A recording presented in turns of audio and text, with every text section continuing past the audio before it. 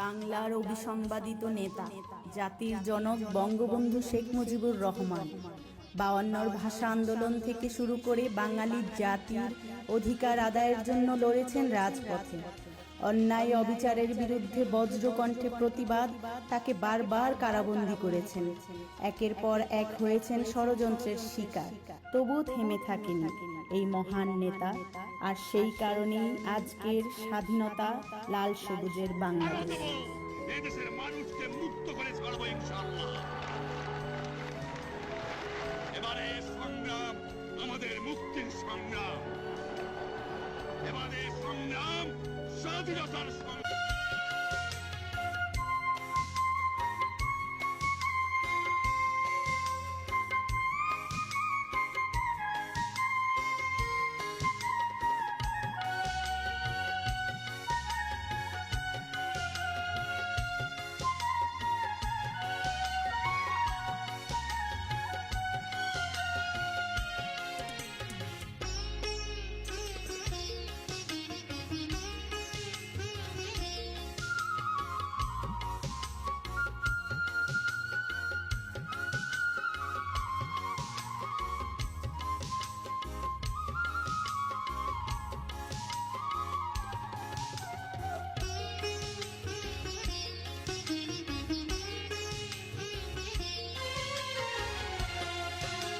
মাগো ভাবনা কেন, আমরা তোমার শান্তিপ্রিয় শান্ত ছেলে, তবু শত্রু এলে অস্ত্র হাতে ধরতে জানি। তোমার ভয় নেই মা, আমরা প্রতিবাদ করতে জানি।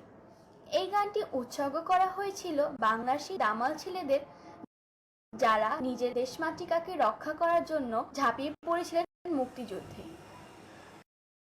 আজ আমাদের মাঝে এমনই একজন উপস্থিত আছেন, যিনি আগরতলা ষড়যন্ত্র মামলার 29 নং অভিযুক্ত এবং 1964 সালে করাচিতে নিজ বাসভবনে প্রথম অস্ত্র প্রশিক্ষণ কেন্দ্র চালু করেছিল।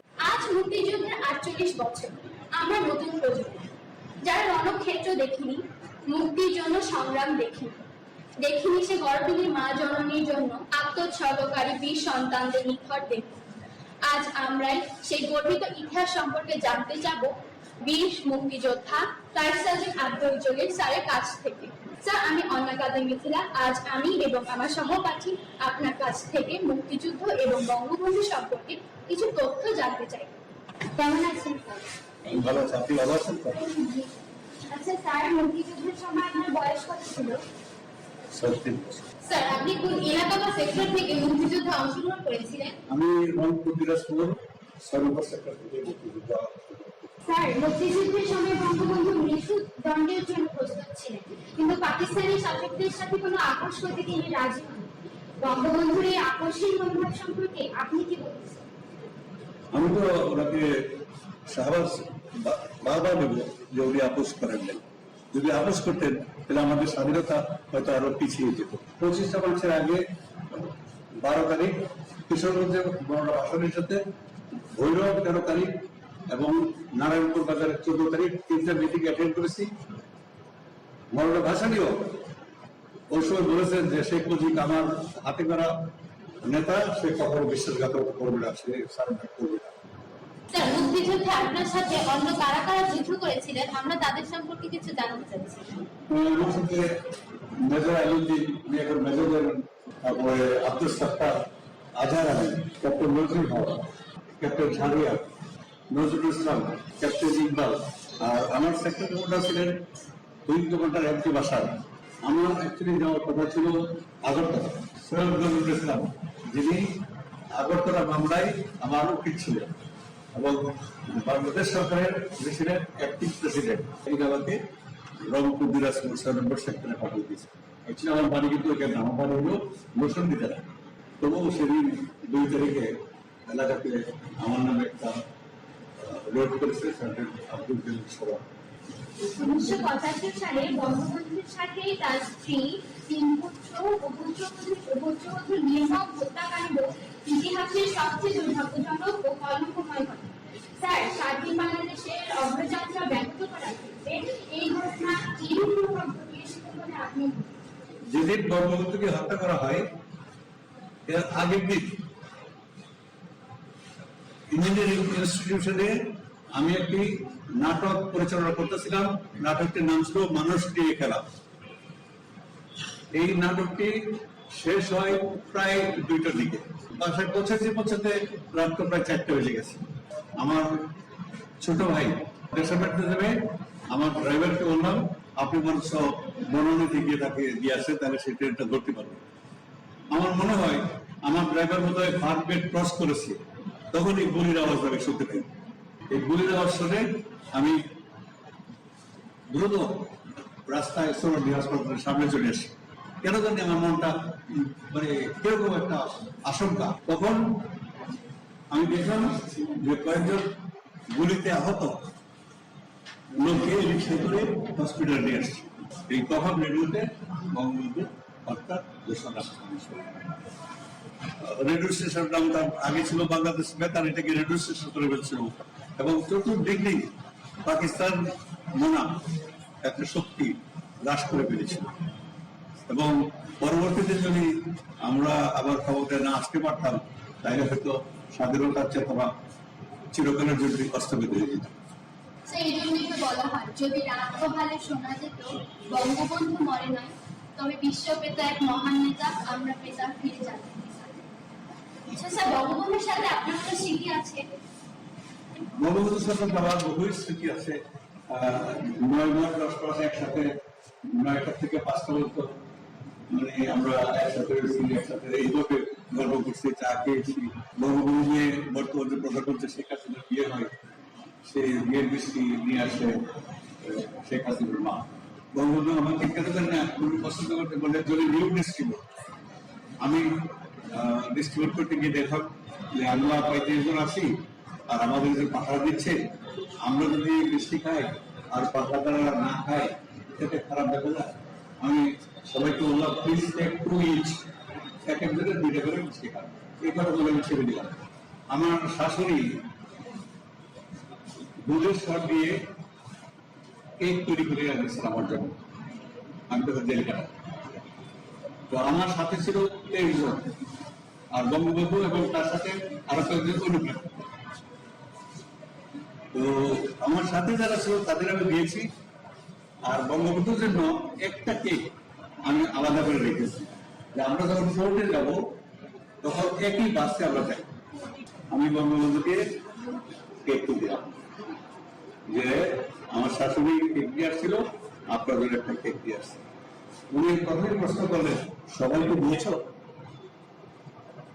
আমি বললাম যে অল্প কিছু দিয়ে আসছিল, আমার আশেপাশে যারা আছে তাদের দিয়েছি, কিন্তু সবাইকে তো দেওয়া সম্ভব হয়নি। চাউল পরিবার নিলেন, কেকটা থেকে ভেঙে চাউল পরিবার নিলেন এবং মুখে দিলেন, বললেন যদি এটুকু করে দেওয়া যায় তাহলে সবাইকে দাও। তোমরা কি সার্জেন্ট জহরুলের নাম শুনেছ? এবং অত্যন্ত বীর পুরুষ ছিলেন। তিনি বিয়ে করেন নাই যে বাংলাদেশ স্বাধীন না হওয়া পর্যন্ত বিয়ে করতেন। এবং মরার সময় যেদিন সার্জেন্ট জহরুলকে হত্যা করে তার আগের দিন আমি তো বঙ্গবন্ধুর আগেই সতর্ক করতেছিলাম যে আপনি পাইচারি করবেন না, আপনাকে গুলি করে প্রচার করবে যে আপনি পালিয়ে যাচ্ছেন। ঠিক ওনাকে গুলি করে নাই, কিন্তু জহরুলকে গুলি করে যদি বাঙালি জাতি কোনো রিয়েকশন না দেখাইতো, তাইলে হয়তো পরবর্তী স্টেজে বঙ্গবন্ধুকে গুলি করে এভাবে মেরে ফেলতো।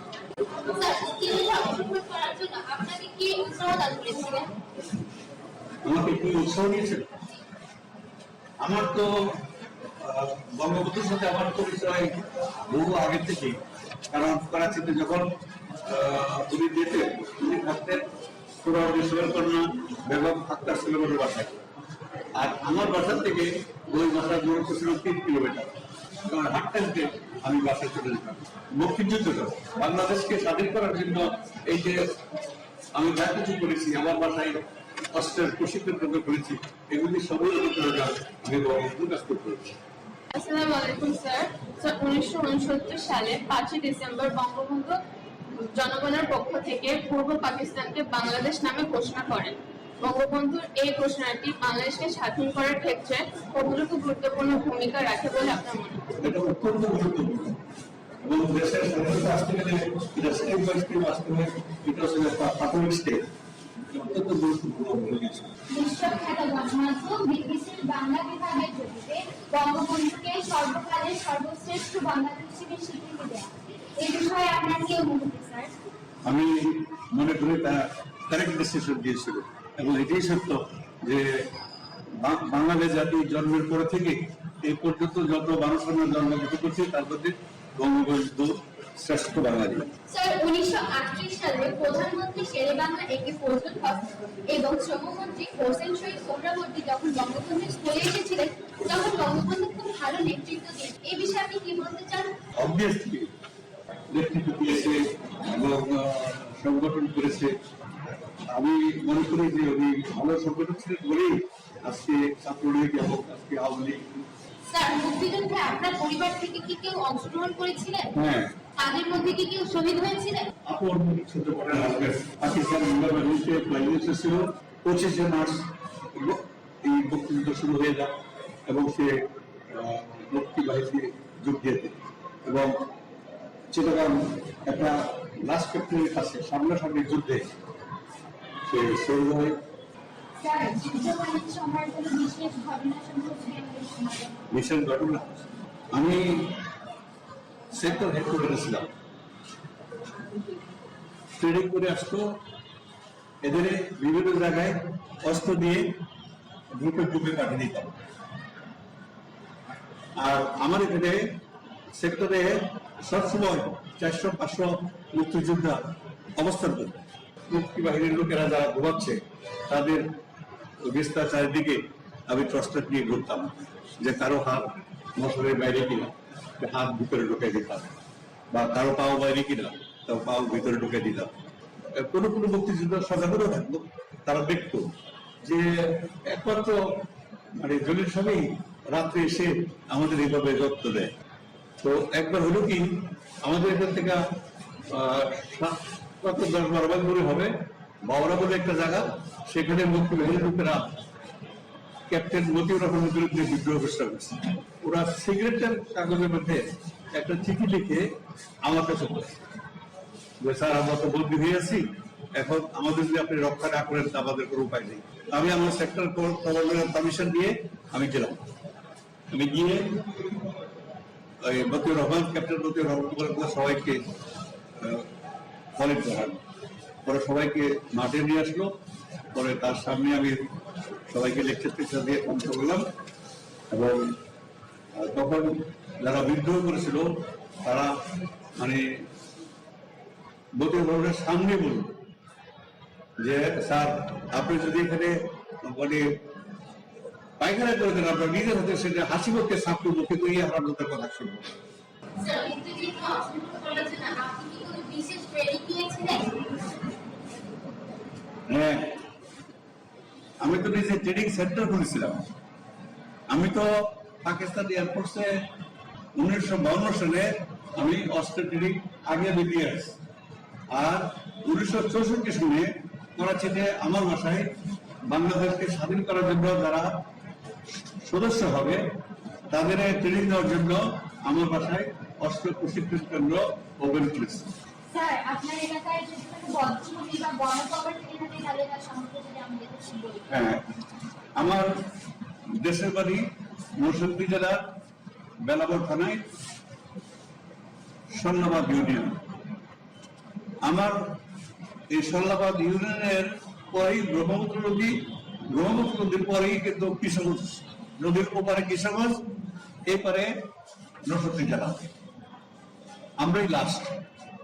যখন ভৈরব পাকবাহিনী আক্রমণ করে তখন ভৈরব থেকে লোকেরা দলে দলে শতে শতে মানে ওই নদী পার হইয়া আমাদের গ্রামে ভিতর দিয়া মানে পালাবার একটা সুযোগ ছিল। আর পাকবাহিনী তারা হেলিকপ্টার দিয়ে ওই লোকজনের উপর স্ট্যাপিং করে বহু লোককে হতা করেছে। মানে এই একটা আমাদের এলাকায় আছে।